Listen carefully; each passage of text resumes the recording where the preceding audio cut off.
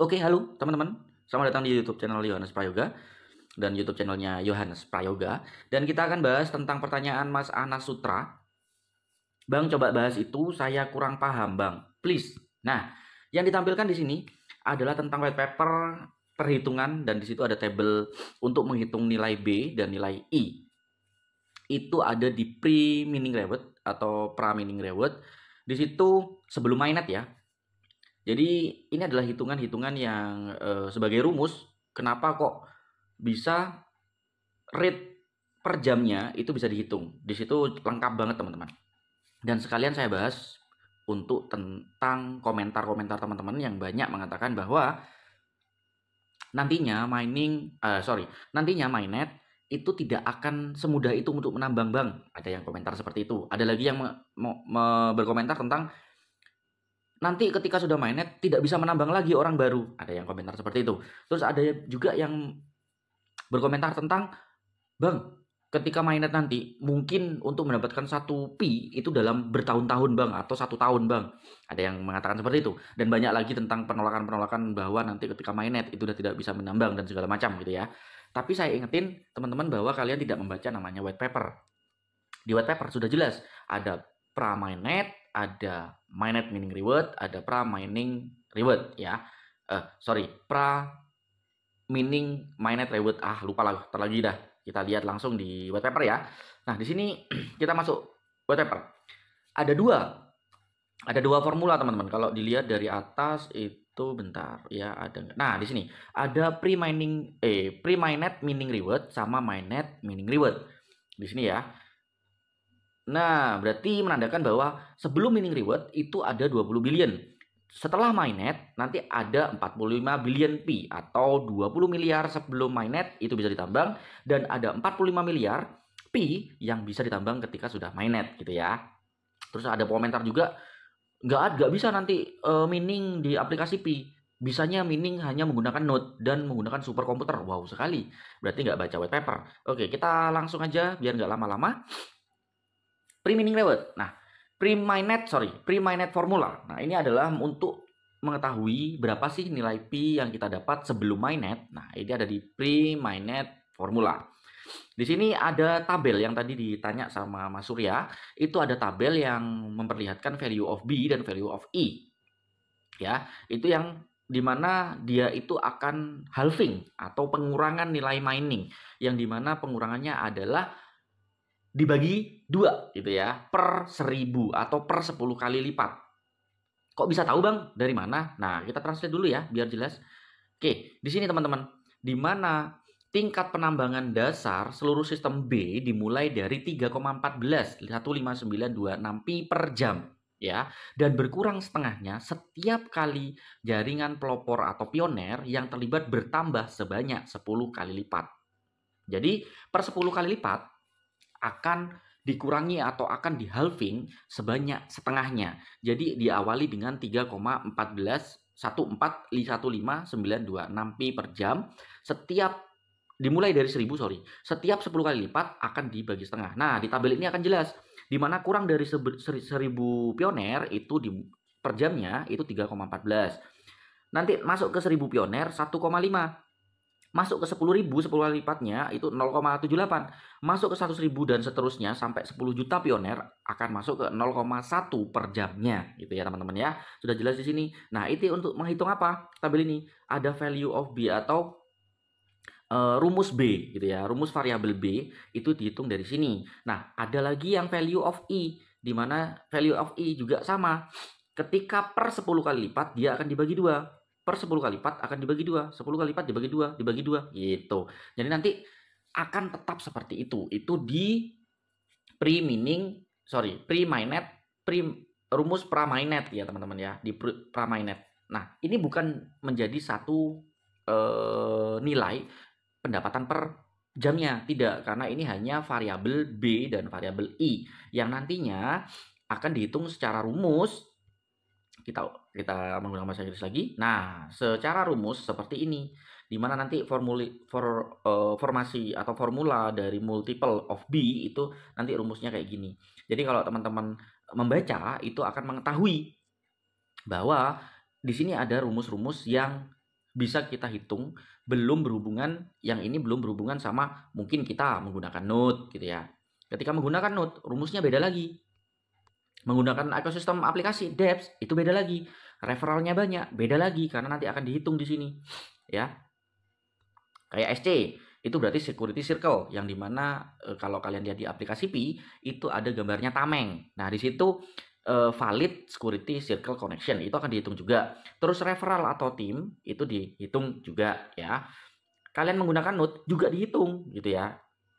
Nah, begitu juga ketika nanti ini security, ini referral, ini mining, yang node mana ya? Yang node ada pokoknya, tapi saya lupa tempatnya di mana yang node ya. Ada. Nanti deh. Ini kita fokus ke perhitungan dulu. Sorry, agak pilek kok. Kok agak pilek saya? Ini jam 4 pagi nih. Nah, ini referral, ada mainnet formula. Nah, ini adalah perhitungan ketika sudah mainnet, teman-teman. Mainnet meaning formula. Nah, kalau kita terjemahkan di mana rumus penambangan mainnet ya, itu adalah perhitungannya seperti sebelumnya, bersifat meritokratis dan dinyatakan sebagai tingkat di mana pioner menambang pi per jamnya gitu ya. Dan secara simple, singkatnya S dan E tetap sama seperti dalam rumus penambangan pramainet. Sementara hadiah baru seperti L dan N dan A telah ditambahkan ke rumus saat ini.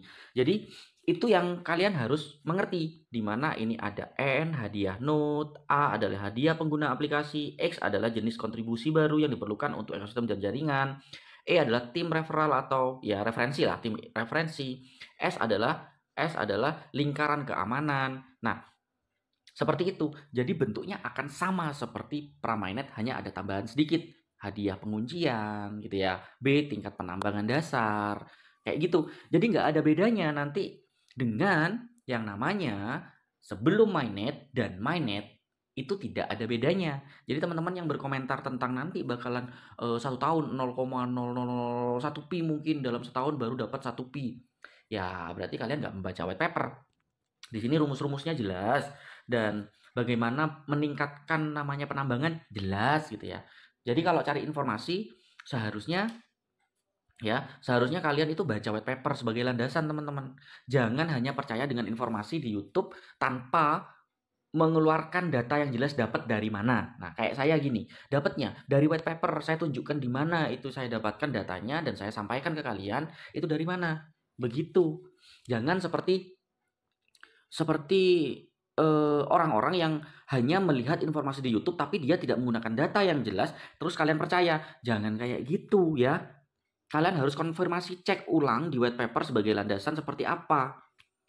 Malah ada yang bilang KYC itu sulit mas. No, KYC nggak seperti itu teman-teman. Know your customer itu hanya untuk memverifikasi dirimu adalah secara akun resmi.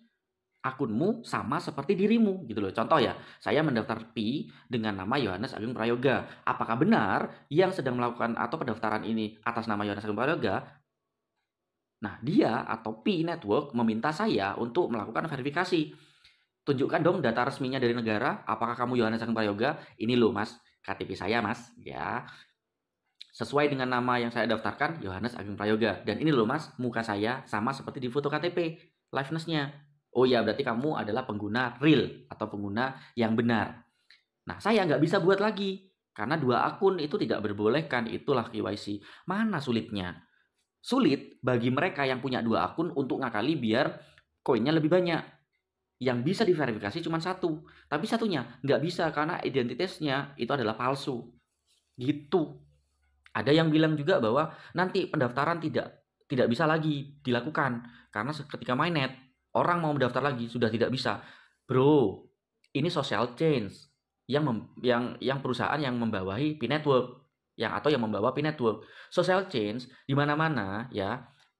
Fungsinya atau grand design-nya adalah menarik sebanyak-banyaknya manusia untuk ikut menjadi pioner. Jika nanti open mainnet terus nggak boleh daftar, ya sudah nggak masuk akal. Karena grand design social change adalah membuat sebuah media sosial berbasis blockchain, yaitu Pi Network itu sendiri yang memiliki apps Fireside. Gitu. Sudahlah, jangan mudah dimanipulasi. ketika kalian mendapatkan informasi, cek ulang di ketentuan-ketentuan di P-Network. Ya, cek ulang, apakah benar sih yang dikatakan informasi tersebut, menggunakan data yang jelas nggak sih, bisa dipertanggungjawabkan nggak sih, jangan mudah dimanipulasi, ayolah bangun, oke, bangun, saat ini saja saya per jam itu dapat 0,23 pi, berarti dalam sehari saya bisa dapat berapa? Kalau anggap saja 20 jam, itu menandakan saya dapat 2 dikali 2, 4 pi, atau sekitar 5 pi lah, 5 pi per hari. Nah, ini kalau kalian lihat di sini, ini membutuhkan sampai dia itu hitungannya ya. Kalau ini aja ya, hitungannya kalau 10 kali lipat lagi berarti harus membutuhkan 100 juta pioner baru dikurangi halving lagi ke 0,5. 0,05 sorry, 0,05 pi per jam. Tapi ini bukan hitungan yang itu ya, bukan hitungan per jam berarti dapat sekian, bukan, karena ini hanya value of B atau variabel dari B, untuk menghitung variabel dari B, karena variabelnya itu banyak banget, ada I, ada B, ada N, ada X di sini ya. Ketika mainnet itu ada X, ada A, ada N, ada E, ada S, ada L, ada B, ada I, ada M. Nah, itu dihitung jadi satu yang hasilnya ini nanti rumusnya. Oke, stop, kalian stop dimanipulasi, verifikasi lagi yang ada di white paper gitu ya. Apalagi yang bentuknya namanya GitHub. Aku pengen banget sebenarnya membahas GitHub ini, cuman ya apa ya. Oke, sedikit ya. GitHub itu adalah sosial media, anggap saja sosial media seperti Instagram, Facebook, tapi fokus utamanya adalah pemrograman atau source code dari pemrograman bahasa komputer gitu ya, yang bisa di-share di sana. Terus kalau ada pengguna sosial media, sosial GitHub-nya itu mau memperbaiki, boleh diperbaiki, tapi butuh commit namanya. Nah, di sini ada fork ya, nggak boleh Fox. Nah, ini adalah permintaan dari banyaknya manusia-manusia yang daftar di GitHub untuk perubahan-perubahan P-Network. Nah, ada satu nih yang pasti kalian kenal, sangat kenal, yang bernama Kosasi.